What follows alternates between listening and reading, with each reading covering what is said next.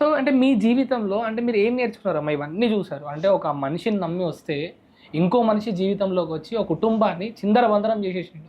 ఈరోజు మీ హస్బెండ్‌తో ఉంటే మీరు సంతోషంగా, హ్యాపీగా ఉండేవాళ్ళు. కానీ ఈరోజు ఆ పరిస్థితి నుండి మీరు ఈ పరిస్థితికి రావడం కారణం ఏంటంటే ఇంకొక అమ్మాయి. ఆ అమ్మాయిని కూడా అనలేము.